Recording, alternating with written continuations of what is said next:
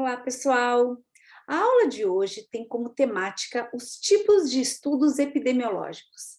A nossa intenção nessa aula é apresentar a vocês as grandes características dos estudos epidemiológicos, já que na sequência nós iremos detalhar cada um dos estudos. Nesse momento, minha intenção então é apresentar de maneira ampliada.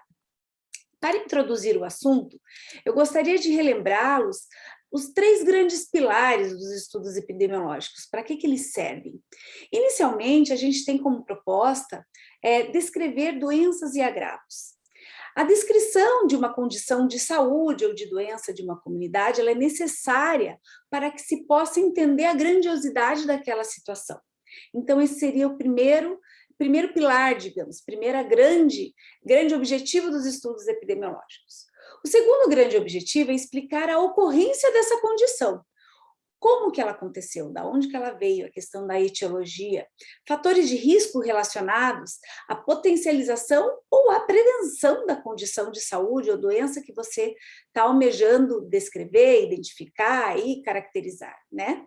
E por fim, os estudos epidemiológicos também têm como propósito identificar e avaliar medidas de proteção, de prevenção, diagnóstico e controle. Diante desse contexto, eu gostaria de apresentar a vocês as grandes características dos estudos epidemiológicos. Os estudos, eles podem ser classificados segundo diferentes perspectivas. Nem sempre é possível estabelecer consenso quanto às formas de classificação. O mesmo desenho de estudo, ele tem diferentes olhares, diferentes formas de ser classificado. A gente vai apresentar as quatro grandes diferentes perspectivas. Primeira delas, escopo dos seus objetivos. Segundo, aspectos metodológicos. Terceiro, aspectos amostrais e tipos operativos. E quarto, aspectos temporais. A partir de agora, eu vou caracterizar mais detalhadamente cada uma dessas perspectivas, a começar pelo estudo do escopo dos seus objetivos. Os estudos epidemiológicos, segundo esse olhar, eles podem ter duas classificações. Ou o estudo é descritivo, ou o estudo é analítico. O estudo descritivo, ele é um estudo em que se utiliza quando pouco se sabe sobre as causas das doenças. É o que a gente faz com os boletins epidemiológicos das secretarias de saúde, quando coletam os dados via vigilância epidemiológica. Então, o pesquisador ou profissional da saúde tem a intenção de apenas descrever o padrão da ocorrência daquela condição de saúde ou de doença, em relação àqueles três pilares: pessoa, tempo ou lugar, sem se preocupar com os motivos, o porquê que aquilo está acontecendo. A intenção do estudo descritivo é apresentar a caracterização, é dizer o que está acontecendo. O segundo passo seria a identificação do porquê. A identificação do porquê a gente faz segundo os estudos analíticos. Então, após a descrição, usa-se do poder da análise para justificar as prevalências e ou incidências por meio de associações entre estas e fatores que possam estar determinando essas ocorrências. Nos estudos analíticos, a nossa grande proposta é testar hipóteses, é identificar alguns questionamentos relacionados àquela condição previamente descrita e identificar caminhos. Por exemplo, eu quero saber a condição de saúde de estudantes de uma universidade. Eu quero saber se o processo de pandemia trouxe um agravamento na saúde mental.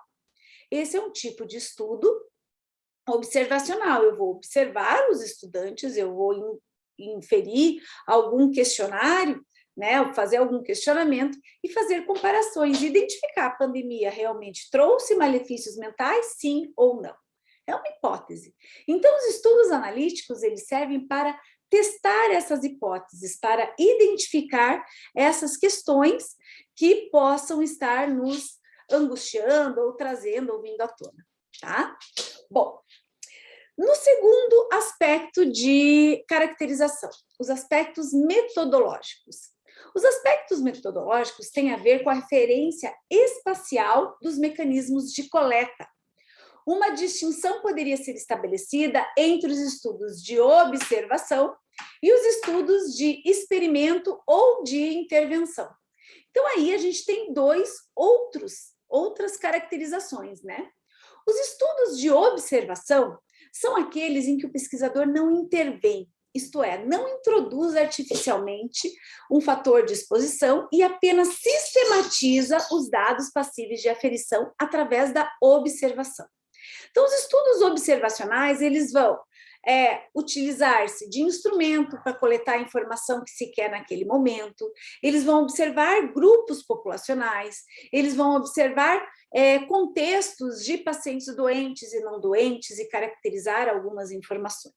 São estudos de observação.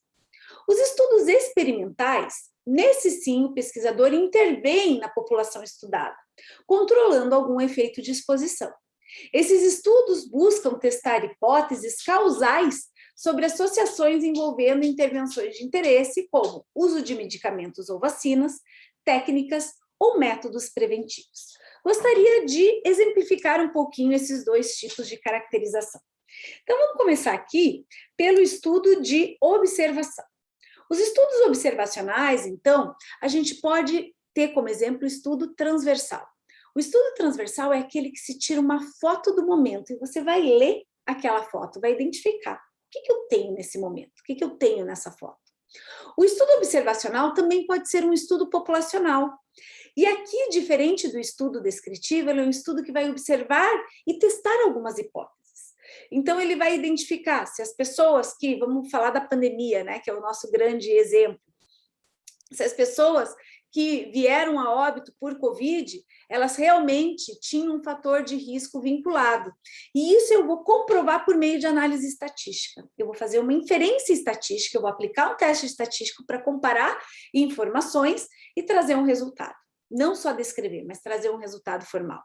Eu também posso fazer a comparação de grupos de doentes e não doentes e ver quais são os fatores de risco que influenciam na situação de doença ou não doença, exemplificando aqui por esses bonequinhos. Ou também eu posso acompanhar um grupo de pessoas, acompanhar as mesmas pessoas ao longo do tempo e ver o que acontece com elas. O que acontece ao longo do tempo numa determinada exposição. Tá? Então, os estudos de observação têm como proposta observar determinada situação. Já os estudos de experimento, eles são muito comuns quando a gente, por exemplo, quer comparar o uso de medicamentos. Então, aqui nessa figura, a gente pode ver o branquinho e o coloridinho. O branquinho digamos que seria o medicamento tradicional e o coloridinho o medicamento novo. Eu quero identificar qual dos dois tem o melhor prognóstico. Tá? Então, eu vou inferir num paciente, num grupo de pessoas, 2 medicamentos diferentes, e aí eu vou acompanhar ao longo do tempo para ver o que acontece. Ou eu vou testar uma nova vacina. A gente está vivendo um momento de vacinas, com certeza estudos experimentais de vacina foram realizados para que a gente pudesse receber as vacinas que nós recebemos nesse ano, né? E ao longo do tempo a gente identificar qual que tem melhor prevenção, qual que tem melhor prognóstico também em relação a Covid, no caso, né? Ou até mesmo comparar grupos de pessoas que estão desenvolvendo determinada atividade física, aqui exemplificado pelos jogadores de futebol. O grupo azul tem uma técnica de treinamento, o grupo vermelho pode ter uma outra técnica de treinamento, e no final eu quero ver qual é a melhor técnica. É um exemplo, tá? Então, os estudos experimentais, eu infiro uma situação no grupo de população a ser estudada. Eu faço um experimento com eles, eu não só observo, eu experimento e aguardo para ver o resultado ao longo do tempo. Em via de regra, os estudos de experimento são estudos que demandam um acompanhamento dessa população.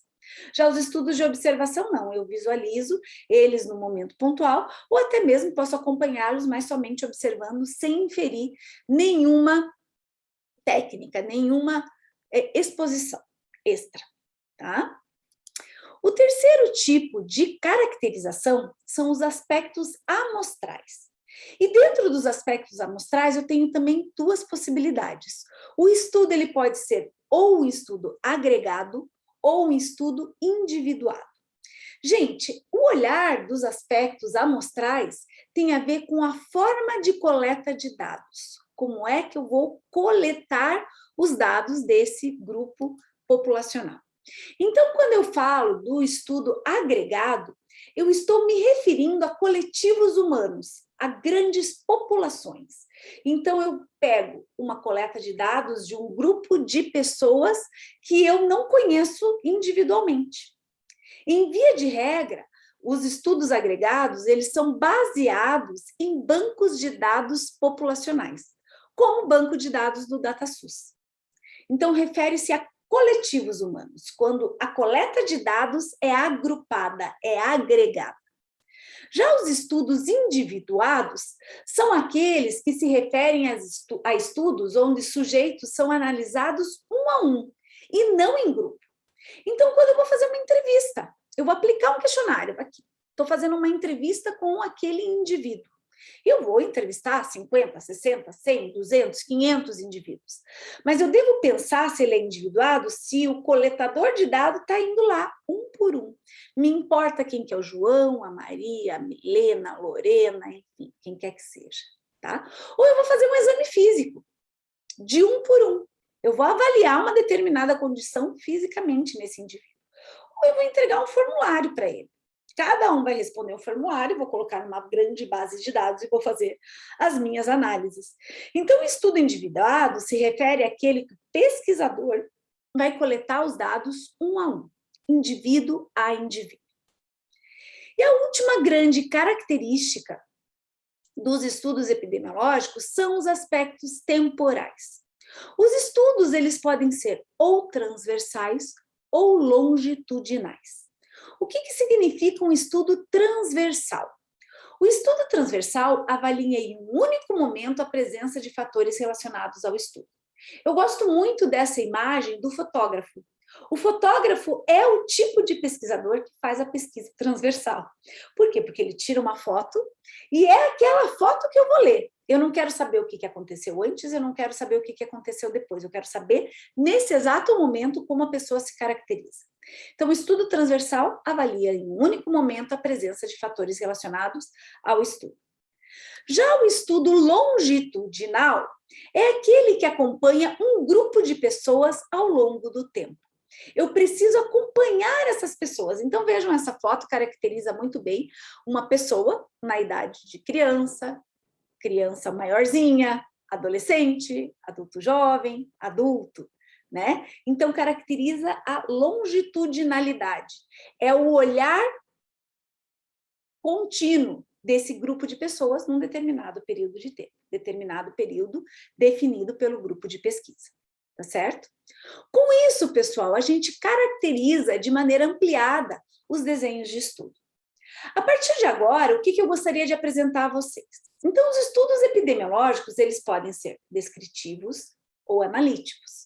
Os estudos descritivos têm uma caracterização particular, individual, onde se trabalha com informações de grandes populações, de boletins epidemiológicos, de cidades, de estado, de países. Os estudos analíticos já têm a caracterização de testar hipóteses. Eles querem ver o que se dá a respeito quando a gente compara informações. Dentro dos estudos analíticos, eu tenho os estudos de observação e eu tenho os estudos de experimento. Os estudos de observação, eles podem ser estudo transversal, estudo ecológico, estudo caso-controle e estudo de coortes. Os estudos de experimento, eles podem ser ensaio clínico não controlado e ensaio clínico controlado e randomizado. Cada um desses estudos serão caracterizados, gente. A gente vai ter uma aula específica para o estudo transversal, uma aula específica para o estudo ecológico, uma aula específica para o caso-controle, para o coortes e para os ensaios clínicos. Essa é a pauta das nossas aulas sequenciais a partir de agora. Tá certo? Teremos o nosso momento Tira Dúvidas, o nosso momento presencial. Vocês devem preencher as atividades individuais, que são as caracterizações desses desenhos de estudo, e ficaremos à disposição para tirar toda e qualquer dúvida no futuro, ok? Muito obrigada pela atenção, gente. Até mais. Tchau, tchau.